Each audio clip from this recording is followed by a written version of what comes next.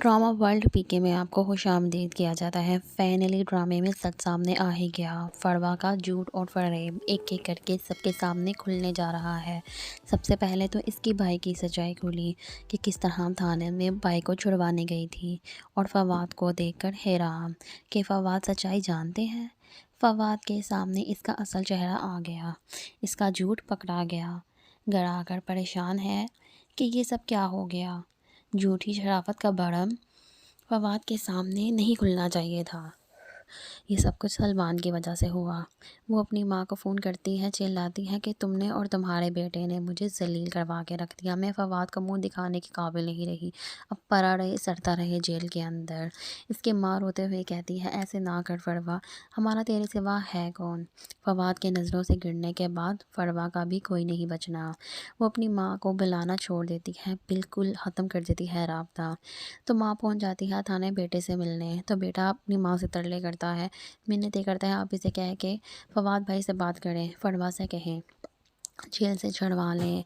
ऐसे में सलमान का दोस्त उसके पास आता है कि 25 लाख का इनाम निकला है तेरे प्राइस बॉन्ड कहाँ पे हैं।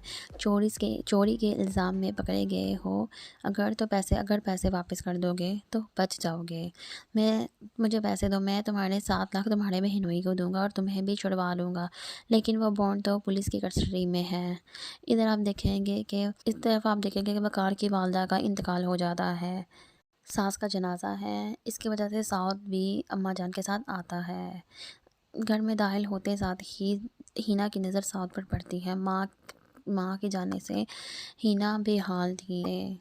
वो साउद पर चलाना शुरू कर देती है कि तुम्हारी हिम्मत कैसे हुई यहाँ पर आने की। वकार हीना को कहता है कि तुम यहाँ पे क्यों तमाशा लगा रही हो, अभी मेरी माँ का जनाजा भी नहीं उठा और साथ ही तुम शुरू हो गई। जिस पर हीना कहती है कि मैं इस शख्स को इधर अभी बेनकाब करूँगी सबके सामने। वो अंदर जाती है, अपना मोबाइल लाकर इसे तस्वीर दिखाती हुई पूछती है, अब जुटलाओ इससे। ये देखकर साउद हैरान हो जाता है। ये तो तस्वीर उस दिन की है जब सारा भाभी की तबीयत ख़राब थी और उस दिन कमरे में उसके पास मैं और ये थी। मारिया के पीछे मुंह छुपाती हुई फड़वा परेशान है।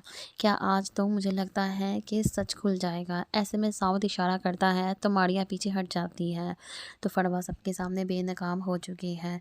फवाद को पता चलता है कि ये तस्वीर किसी और ने नहीं, फड़वा ने खींची है और जानबूझकर उसको साउद के सामने जोड़कर हीना और साउद का घर बर्बाद करने की भी कोशिश की है। वहीं खड़े खड़े ही सबके सामने फड़वा की असलियत खुल जाती है। हीना कहेगी, लेकिन आपने तो मुझे कहा ये तस्वीर किसी ने आपको भेजी है। अगर आपने खुद खींची है तो इसका मतलब आप भी उस वक्त कमरे में मौजूद थी।